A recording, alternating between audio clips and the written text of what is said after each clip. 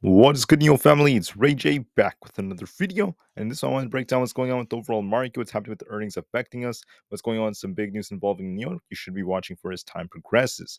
Before I break things down all this information, before I get into any more details, let me just mention a couple of things. Firstly, I am not a financial planner, so take nothing I say as financial advice. And also, if you guys can, please check out the Moo link, which is down below and in the description. If you sign up for Moo, the link down below, and deposit $100 into the account, you are guaranteed up to 5 free stocks. If you deposit $1,000, you're guaranteed up to 15 free stocks. The offer ends very soon. Anyways, now let's break down what's happening to NIO.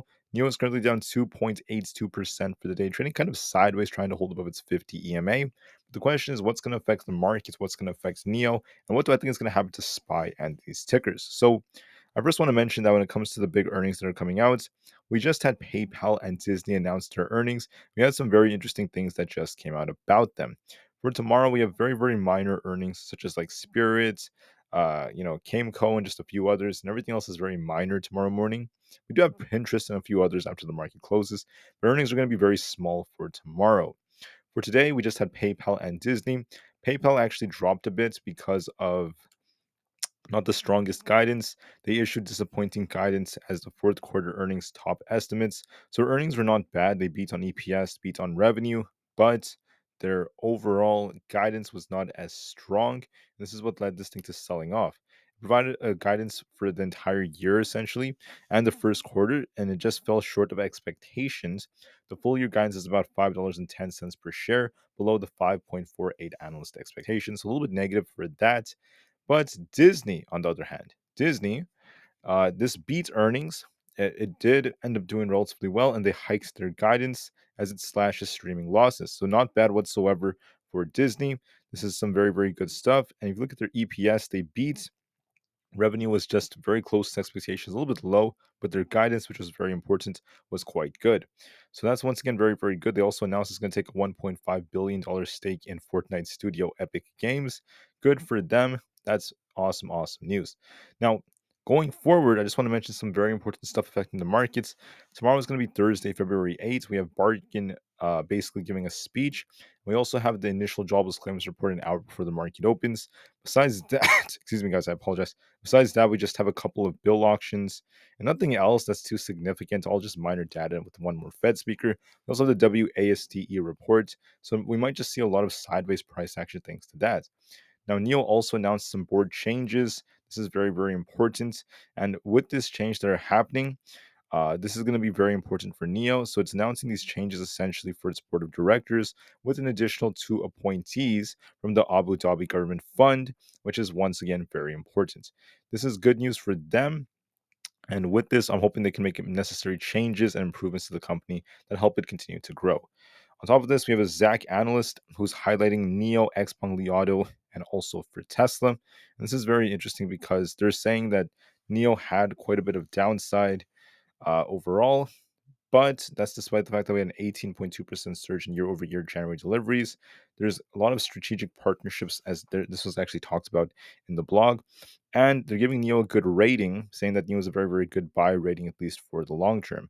They also mentioned that NIO expanded its influence over the power swap technology, joining and collaborating with other strategic partners such as Jack Group and Sherry Automobile.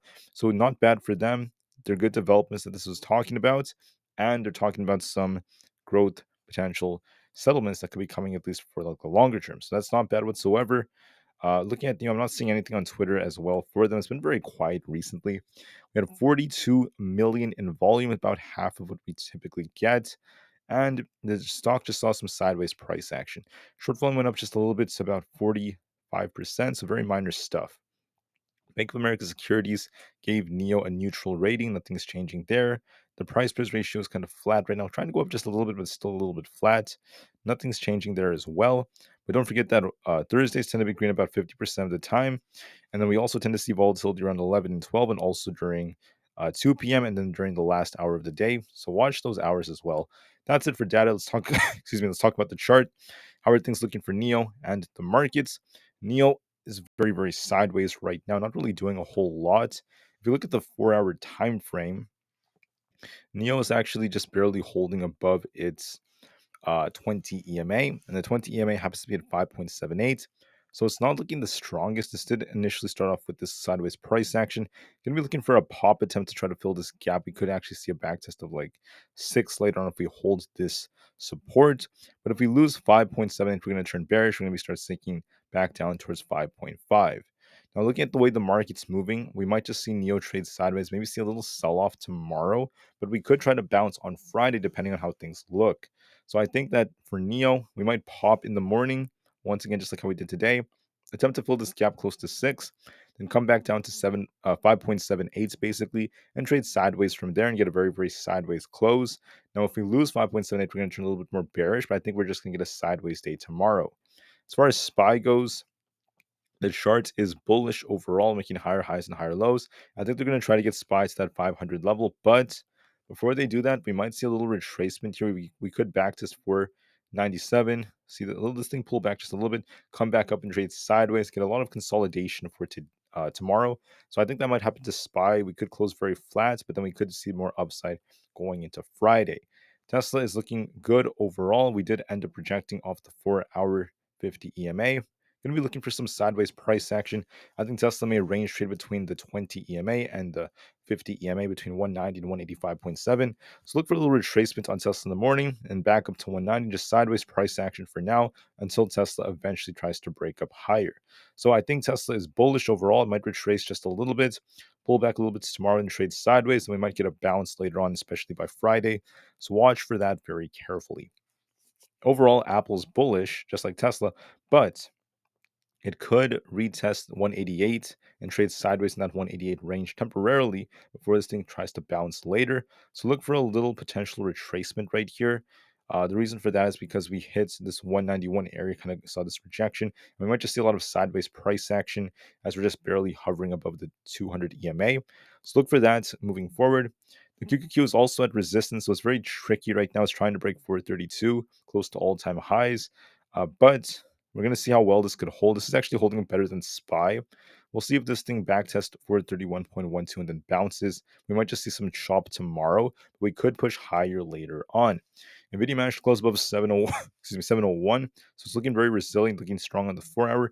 This could push a little bit higher, which tells me we could see a backtest of 712. Might come down to 695 again, grab liquidity, trade sideways, and push up to 712 again, which could help the QQQ push even higher.